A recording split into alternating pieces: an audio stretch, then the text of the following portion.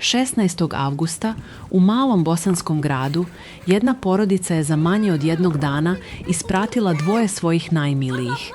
Prvo je preminuo otac. Aziz Derlić je imao 78 godina i cijeli život proveo je u Žepču, među ljudima koji su ga poznavali po imenu i po riječi. A onda se, samo nekoliko sati kasnije, dogodilo ono što niko u toj kući nije stigao ni da zamisli. Amerisa, njegova kćerka, imala je 46 godina i tog istog dana, u razmaku od svega par sati, otac i kćerka su otišli zajedno, iako razdvojeni. Ovo je priča o jednom danu koji je zaustavio cijeli grad. I o porodici koja je, preko noći, morala da se pomiri sa gubitkom kakav većina nas, srećom, nikada ne upozna. Žepče je grad od nekoliko desetina hiljada stanovnika u srednjoj Bosni, mjesto gdje se vijesti ovakve težine ne dešavaju često i gdje, kada se dese, pogode doslovno svakoga. Da bismo razumjeli koliko je ovaj gubitak pogodio Žepče, treba znati ko je bio Aziz Derlić prije nego što je ovaj dan uopšte počeo. Aziz, sin Salihov, pripadao je generaciji koja je grad gradila rukama, ne riječima. Susjedi ga pamte kao čovjeka koji bi prvi zastao da pomogne i posljednji koji bi o tome pričao.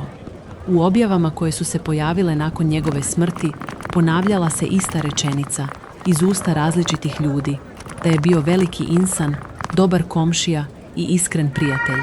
Nisu to riječi koje se olako dijele. U manjim sredinama kao što je Žepče, ugled se stiče decenijama, jednim potezom u isto vrijeme. Ne kupuje se i ne glumi.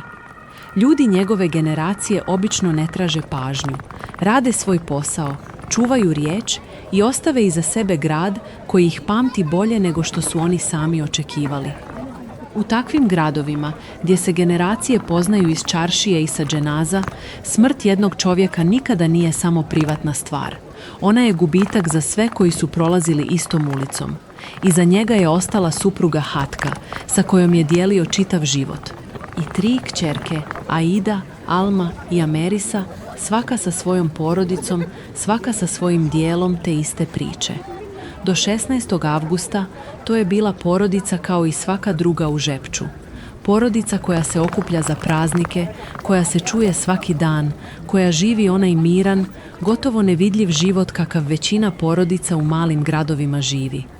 Tog jutra, 16. avgusta, porodica Derlić se suočila sa viješću koju nijedno dijete ne želi čuti. Otac je preminuo. Uzrok smrti nije objavljen. I ova priča neće nagađati o njemu, jer to nije ono što je bitno za porodicu koja tuguje. Bitno je ono što se desilo poslije, jer dok je porodica tek počinjala da se suočava sa gubitkom oca, stigla je druga vijest, ona za koju nijedna riječ pripreme ne postoji. Amerisa, njegova kćerka, preminula je istog dana, svega nekoliko sati nakon oca. Amerisa je bila udata za Edina. Zajedno su, kao i njene sestre, živjeli svoj dio te priče u Žepču. One obične, svakodnevne priče koju niko ne primjećuje dok traje. Imala je 46 godina. Dovoljno mlada da je pred njom, po svakoj logici, trebalo biti još desetljeća. I baš kao kod njenog oca, nijedan izvor ne navodi šta je uzrokovalo njenu smrt. Ostaje samo činjenica, gola i teška. Dvoje ljudi iz iste porodice, otac i kćerka, otišli su istog dana. Neki gubici dolaze polako, sa vremenom da se pripremiš. Ovaj nije bio takav. Ovaj je stigao 2 puta, u istom danu, u istoj kući. Kada se ovakva vijest pojavi u malom gradu, ona se ne širi kao vijest. Ona se širi kao tišina koja pada preko cijele ulice. Prvo su za smrt saznali najbliži, zatim komšije, pa cijela mahala, a onda, u roku od nekoliko sati, cijelo Žepče. Mediji su ovu vijest prenijeli kao rijetko koju, ne zato što traže senzaciju, nego zato što je razmjer ovog gubitka bio nešto što ni novinari nisu često u prilici da opišu. Više medija u Bosni i Hercegovini prenijelo je vijest istog dana. Oslobođenje, ekskluziva. BA, 72 Info i Novi Konjic, i svaki od njih je, gotovo istim riječima, opisao Žepče kao grad umotan u tugu. I zaista, tog dana je tako izgledalo. Grad koji obično živi svojim tempom, jutrom na pijaci i popodnevom na kafi, odjednom je usporio. Ljudi su se pozdravljali tiše, razgovori su bili kraći. U mjestu gdje se svi manje više poznaju, teško je te večeri bilo naći nekoga ko nije čuo za porodicu Derlić. Na društvenim mrežama počele su da stižu poruke saučešća. Dove za rahmet, riječi utjehe, sjećanja na Aziza i na Amerisu, od ljudi koji su ih poznavali cijeli život i od onih koji su za njih čuli tek tog dana. Niko u komentarima nije tražio objašnjenje. Niko nije postavljao pitanja o tome kako se ovo moglo desiti. Ljudi su samo tražili način da porodici Derlić kažu da nisu sami. Vijest nije ostala samo u Žepču. Prenošena je iz grada u grad, dijeljena je izvan granica opštine, sve dok skoro cijela Bosna i Hercegovina nije čula za oca i kćerku koji su otišli zajedno. Za ljude koji nikada nisu upoznali Aziza ili Amerisu, priča je ipak nešto probudila. Možda zato što svako od nas, negdje u porodici, ima nekog poput njih, oca čije prisustvo se podrazumijeva, ili kćerku za koju misliš da će uvijek biti tu, na kraju telefonske linije, spremna da se javi. Kada ta pretpostavka jednog jutra prestane da važi, cijeli grad to osjeti, ne samo porodica koja u njemu živi. A onda je došao dan kada je porodica morala da uradi ono najteže, da isprati oboje, oca i kćerku, na isto mjesto. Dženaza je zakazana za 17. avgust u 17:30 na mezarju Trzna u Žepču. Isto vrijeme, isto mjesto za oboje. U prvim izvještajima termin sahrane još nije bio poznat. Porodica je, usred vlastite boli, morala da organizuje ono što nijedna porodica ne bi trebalo da organizuje u istom danu, 2 ispraćaja umjesto jednog.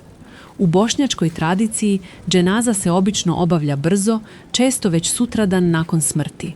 To je čin poštovanja prema pokojniku, ali i trenutak kada se cijela zajednica okupi da porodici pokaže da nije sama. Ovoga puta ta ista zajednica se okupila da isprati dvoje, u istom trenutku, na istom mjestu.